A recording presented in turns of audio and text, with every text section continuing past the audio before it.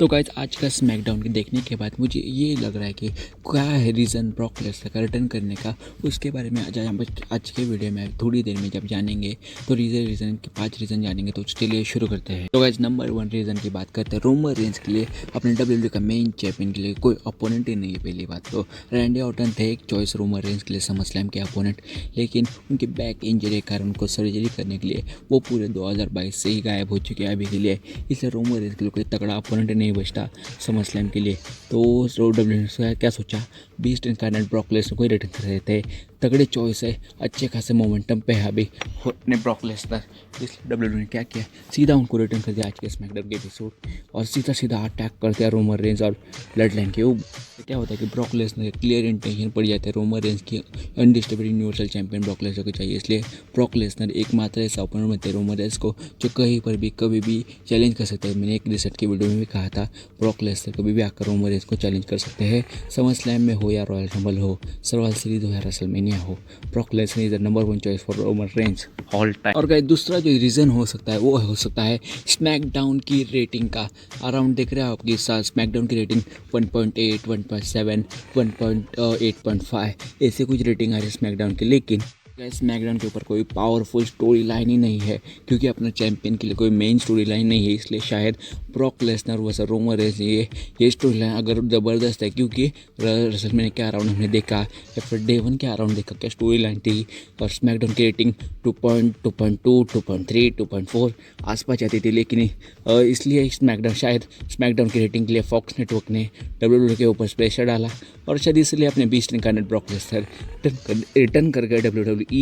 इसीलिए WWE ने सोचा कि स्मैकडाउन की रेटिंग के लिए तो कुछ करते, इसलिए अपने cowboy beast incarnate Brock Lesnar को वापस हिल टर्न करवा दिया। उनका बीस्ट इन काउबॉय एक्टिवेट हो चुका है मोड, इसलिए अपने स्मैकडाउन की रेटिंग अभी ज़बरदस्त है कि 2 मिलियन तो ऑफकोर्स हर एपिसोड क्रॉस करेगा।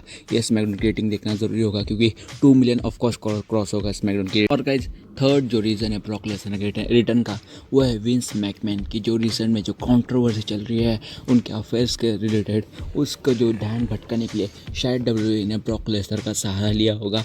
उनको स्टोरी लाइन में रिटर्न कर दिया, इसलिए सीधा ब्रॉक लेसनर को मेन इवेंट में रिटर्न कर दिया का ध्यान Roman Reigns versus Brock Lesnar इस मैच के स्टोरी लाइन के ऊपर जाए, यानी कि विंस मैकमैन की कंट्रोवर्सी नीचे ढक जाएगी इन दोनों के बीच। क्योंकि अब बातें होंगी Roman Reigns versus Brock Lesnar in SummerSlam, Roman Reigns versus Brock Lesnar in Royal Rumble, ऐसी कुछ बातें होंगी। इसलिए शायद WWE ने कंट्रोवर्सी क्रिएट ज़्यादा होने नहीं, ज़्यादा फैलने के लिए नहीं लेने के लिए ऐसे कुछ बातें हो रहा है। इसलिए रिसेंट में रैंडी ऑर्टन की इंजरी बाहर आई, साशा बैंक्स का रिलीज होना, फिर ब्रॉक लेसनर का रिटर्न होना, ये सब रिसेंट में सब कुछ सुनाई दिया। इसलिए हमें देखने को मिल रहा है ब्रॉक लेसनर का रिटर्न रिसेंट के स्मैकडाउन के एपिसोड में।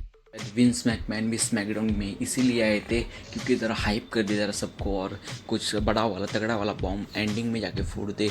इसलिए ब्रॉक लेसनर सब कुछ सब छुपाने के लिए, सब कुछ ब्रेकआउट करने के लिए ब्रॉक लेसनर का रिटर्न हुआ स्मैकडाउन के एपिसोड। और अगला जो रीज़न वो हो सकता है ब्रॉक लेसनर का जो कॉन्ट्रैक्ट है जो 2023 में एक्सपायर होने वाला है, उसमें अभी 3 या 4 मैच पेंडिंग है। एक मैच और समरस्लैम में रोमन रेंज के साथ होगा, नेक्स्ट मैच बॉबी लैशली के साथ होगा, शायद बॉबी लैशली के साथ होगा रेसलमेनिया 39 में।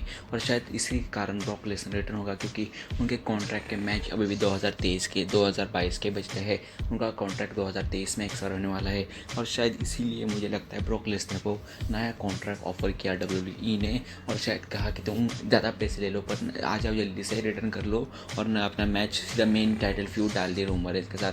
तो शायद उनका कॉन्ट्रैक्ट चेंज हो गया होगा और रोमन रेंज के साथ उनकी न्यू कॉन्ट्रैक्ट फ्यूड स्टार्ट हो जाएगी। समरस्लैम में देखने को मिलेगा हमें Roman Reigns versus Brock Lesnar one last time again, क्योंकि उनका कॉन्ट्रैक्ट शायद एक नया मिल चुका है ब्रॉक लेसनर को। शायद कॉन्ट्रैक्ट के लिए ब्रॉक लेसनर रिटर्न कर दिया, और ब्रॉक लेसनर होता है पैसे के लिए कुछ भी कर सकता है, इसलिए वो पैसे WWE में हमेशा रहता है। और मैं WWE से कहीं नहीं जाऊँगा, हमेशा पैसे मिलेंगे तो मैं कितनी भी उम्र हो मैं रेसल करूँगा, ऐसा कुछ ब्रॉक लेसनर रिसेंट में कहा है।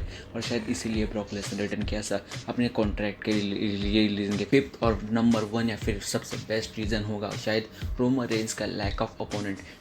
लास्ट टाइम देखा हमने सिर्फ चैम्पियनशिप रेसलमेनिया 38 में डिफेंड हुई थी, वो भी ब्रॉक लेसनर के खिलाफ, और बीच में कोई चैम्पियनशिप डिफेंड नहीं हुई। स्मैकडाउन में जाके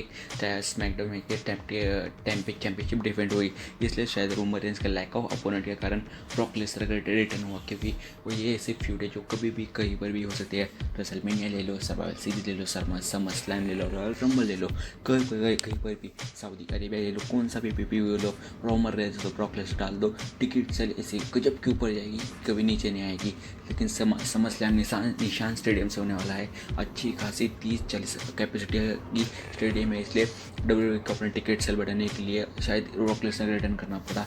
स्मैकडाउन की रेटिंग काफ़ी सारे रीज़न है ब्रॉक लेसनर रिटर्न के, इसी रीज़न के कारण अपने 20 रन ने काउबॉय ब्रॉक लेसनर रिटर्न कर दिया WWE में, क्योंकि हमें देखने वन लास्ट टाइम या फिर one more time Roman Reigns versus beast incarnate cowboy Brock Lesnar, one last time, one more time undisputed championship match one again. यही 5 रीज़न लगते हैं ब्रॉक लेसनर रिटर्न के, जो ब्रॉक लेसनर को WWE की तरफ अपने की तरफ खींच लिया। इसलिए ब्रॉक लेसनर ने अपने स्मैकडाउन के एपिसोड में दमदार ब्लड लाइन को डिस्ट्रॉय करते हुए अपना रिटर्न कर दिया।